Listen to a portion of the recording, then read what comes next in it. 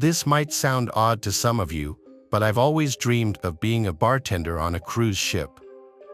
I don't know why, but life at sea just sounds so peaceful to me. Plus, I'm what you'd call a social butterfly, and the people you meet on cruise ships always have the most fascinating stories. A few years ago, I made that dream a reality. As a cheerful woman in my mid-20s with a couple of years of bartending experience tucked under my belt, I breezed through the interview process. Royal Caribbean welcomed me as a bartender, and things were off to a great start.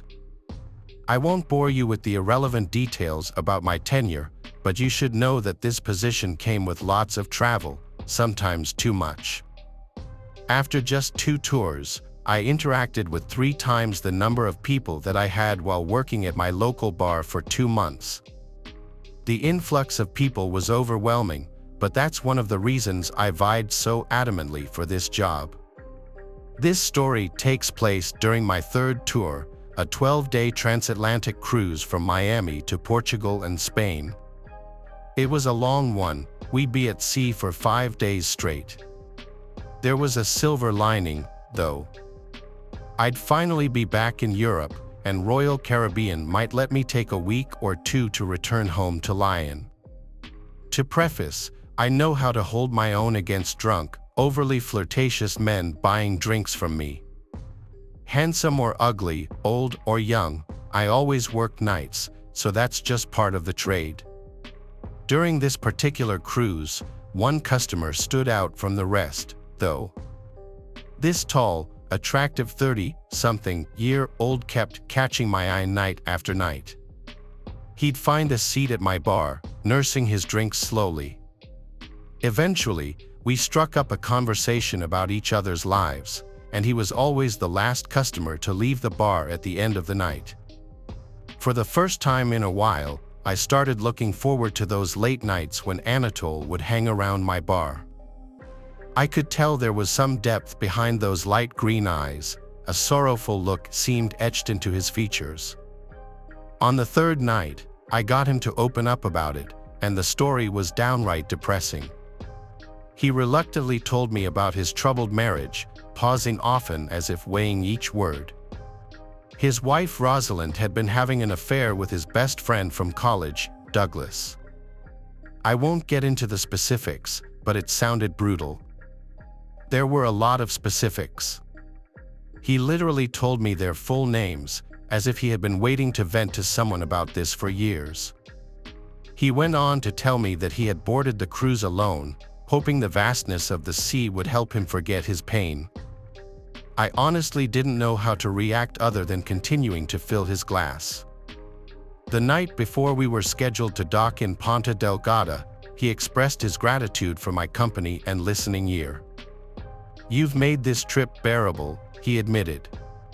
"Let me buy you a drink to show my thanks."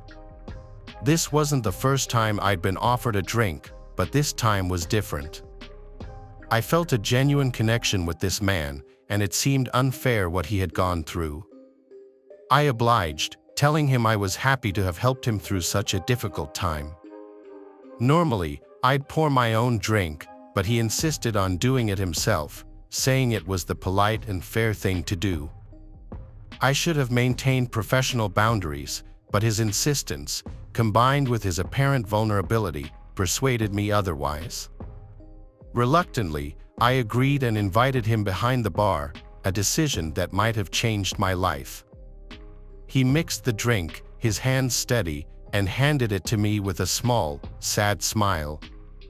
The drink tasted fine, but within minutes, a heavy drowsiness clouded my senses. I tried to grasp the edge of the bar for support, but everything went black as I succumbed to the unexpected wooziness. I didn't even have time to scream. When I awoke, the sight before me was terrifying. I was in my own room, but the place was in disarray. It looked like a tornado had ripped through it. Panic surged through me as I realized I was tied to my own bed with a towel shoved down my throat. A wave of relief washed over me as I concluded that my clothes were all still intact, untouched. An hour later, room service found me and freed me. It had been a full day. We were already pulling out of Jamaica. I was more angry than anything else. How could I have been so stupid? I had fallen for Anatol's charming ploy, and he had taken advantage of my sympathetic nature. I doubted Anatol was even his real name. My suite, as I already said, was utterly trashed. My jewelry, phone, and personal belongings were all gone. The safe was wide open, its contents vanished. My suitcase had also disappeared. The cruise ship security team made a massive deal over this, not to the passengers, obviously, but amongst themselves. They reviewed the footage only to discover that the guy had disembarked early in Ponta Delgada, not returning to the ship. The crew had no choice but to leave him behind when he didn't show up at the gangway at departure time. They urged me to keep my mouth shut about all this, telling me not to go to the public. They offered me substantial compensation and promised me they'd find him eventually. After all, he must have used a passport to book the cruise. In the weeks after the cruise, they contacted me and filled me in on what their search turned up. Because the cruise hadn't actually returned to the States, it was a nightmare trying to contact American police and give them details on the crime and the perpetrator. Portugal was a little more compliant, conducting at least a semblance of a search, but even I knew there was no way Anatol was still in Portugal. The United States eventually did get involved, launching a full-scale investigation. The identities that man had used were all real passport, real name, real address, real everything. They went to his supposed place of residence first. The landlord told them that Anatol had moved just over a month ago, leaving nothing behind. The landlord did have a personal phone number of his, but that was of course disconnected. The police looked for any property in his name, but there was nothing. His criminal history was also suspiciously clean. The guy had never even gotten a parking ticket. The police went to his previous jobs, all of which gave the same story. The only address they had was the one he left, and the only phone number they had was the one he had disconnected. I was furious. They literally had his full identity. There must have been something more they could have done. I couldn't help but blame myself for this whole ordeal. You might think things ended there, you'd be very wrong. I took an extended leave from Royal Caribbean, hoping to distance myself from the whole thing. Unfortunately, the situation only escalated. About a month later, I received the first one. A blank envelope was left at my apartment with a single photograph inside. It was me, walking to my car after doing some grocery shopping. I wanted to scream. A week later, I got the second one, a candid shot of me shopping at the mall. At first, I tried ignoring the pictures, but they just kept coming. The envelopes came one after another, each one a picture of me unaware of the camera. Each picture felt like a taunt, a reminder that he was still out there, watching me. I can't describe the terror I lived with during these weeks. I was afraid to leave my house. I couldn't go to work, hang out with friends, or shop without constantly looking over my shoulder. After the sixth envelope, I went to the police. I know you're probably wondering why I didn't go after the first envelope. Honestly, I can't even answer that question. The police were not very helpful. I don't think they even knew what to do, but I wanted them to have a record of my case in the event that something more serious came of it. And that's exactly what happened. One night, knocks echoed against my bedroom window. I knew it was him. The police investigated, found nothing, and left me more scared than I had been before they arrived. I had had enough. I moved apartments immediately after that, leaving no forwarding address, changing all my contact details, and increasing my security measures as best I could. Thankfully, I never heard from that man again. It's only been about 3 months, though, so hopefully, I don't jinx myself by putting this into words. My best guess is that he was able to unlock my phone while I was passed out, and that's how he was able to steal all my information. The worst thing about all of this isn't everything that was stolen or even the fact that my whole life was uprooted when I changed apartments. The worst thing about this situation is that I'll never aspire to work on a cruise ship again. I don't even know if I want to keep working as a bartender. It's crazy how quickly a lifelong dream can turn into a nightmare.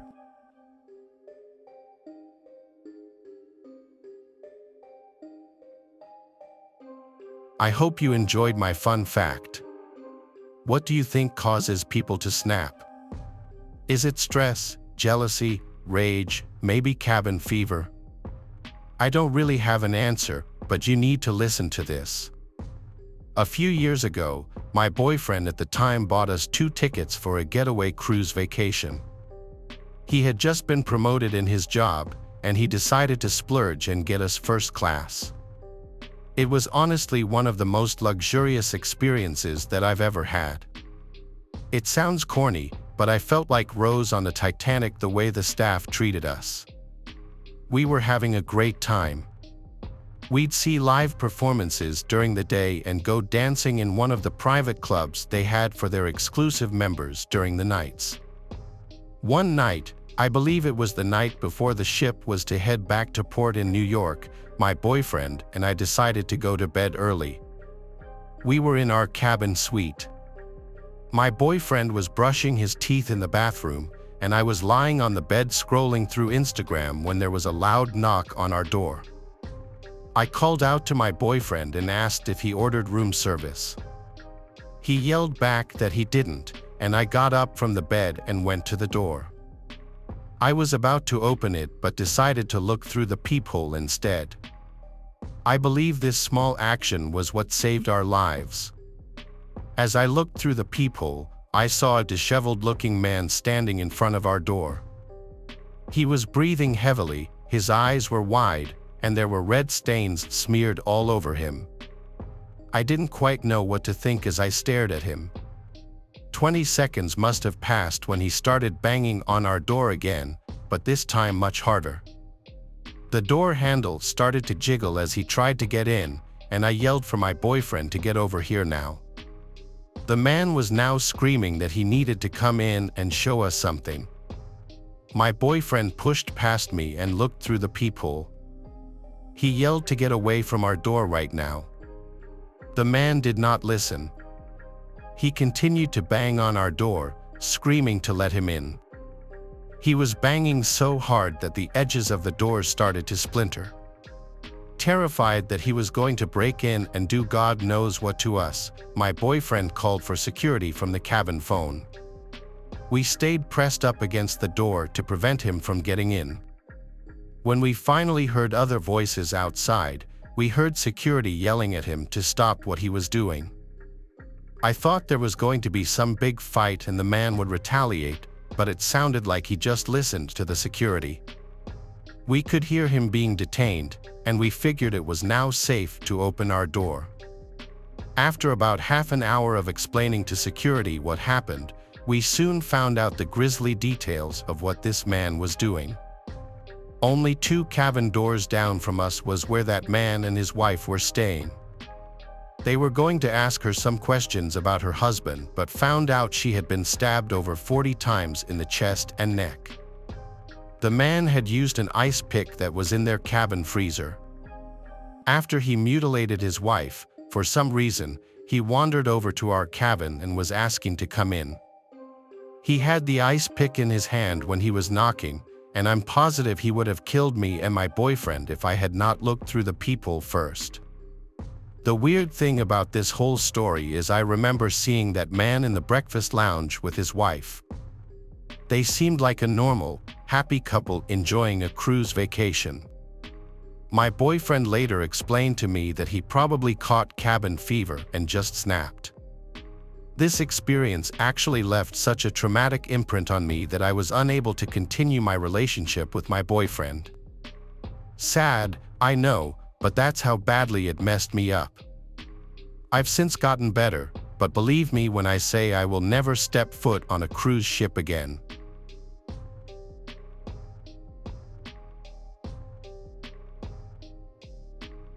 My greatest fear is drowning at sea. I have nightmares of being underwater with nothing around me but water.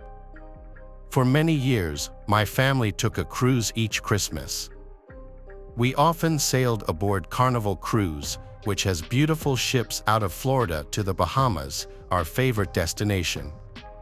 We also sailed other cruise lines that took unique ships to different destinations around Jamaica, Puerto Rico, and even St. Thomas in the Virgin Islands. This chilling nightmare occurred on one of these cruises from Fort Lauderdale to St. Thomas. We were midway on our cruise when we anchored in St. Thomas. We arrived just after dark, and the lights of St. Thomas were beautiful off our port side. We entered the dining room with the best view of the harbored lights. We had a fabulous Caribbean-style dinner of rock lobster and my favorite, conch in a delicious rice dish. After dinner, my sister and I walked on the promenade deck that runs the ship's length outside. The air was warm and fresh, but the Christmas season still required a sweater at night.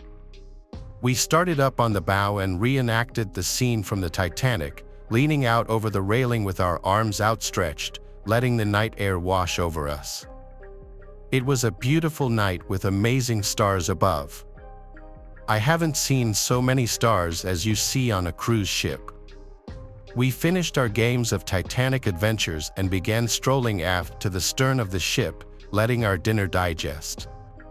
We were about 2/3 of the way to the stern rail when we heard these dreadful screams. "No, Mom, no!" My sister looked at me, and I looked at her in bewilderment. What on earth is going on?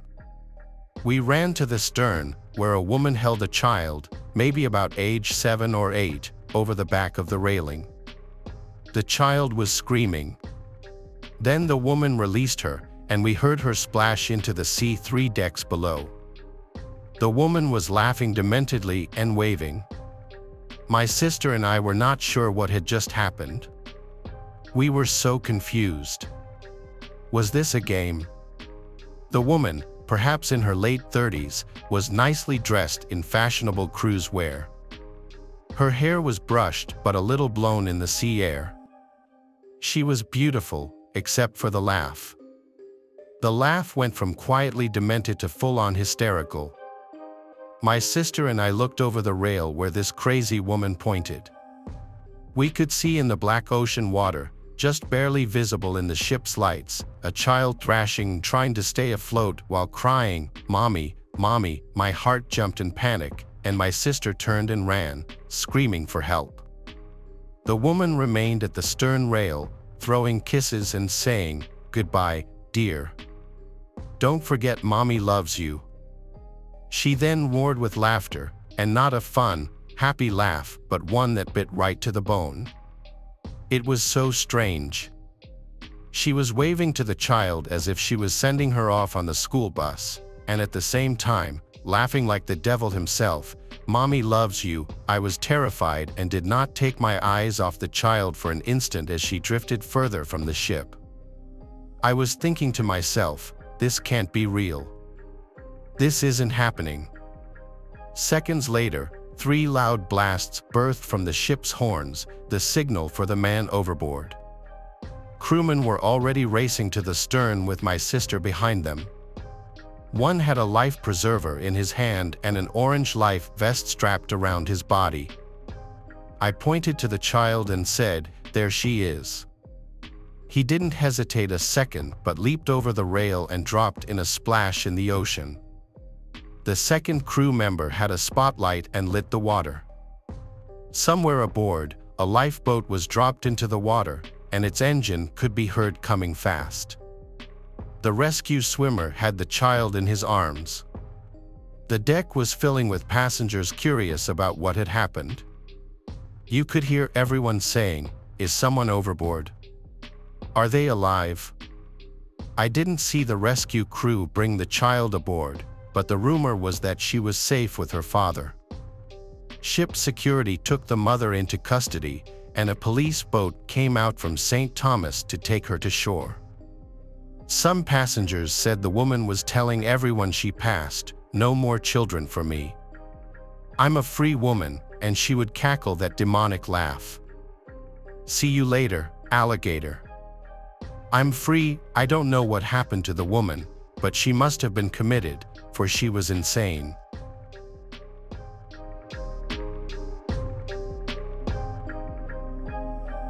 Thanks for watching the video. Subscribe to the channel and turn on notifications to watch the latest videos.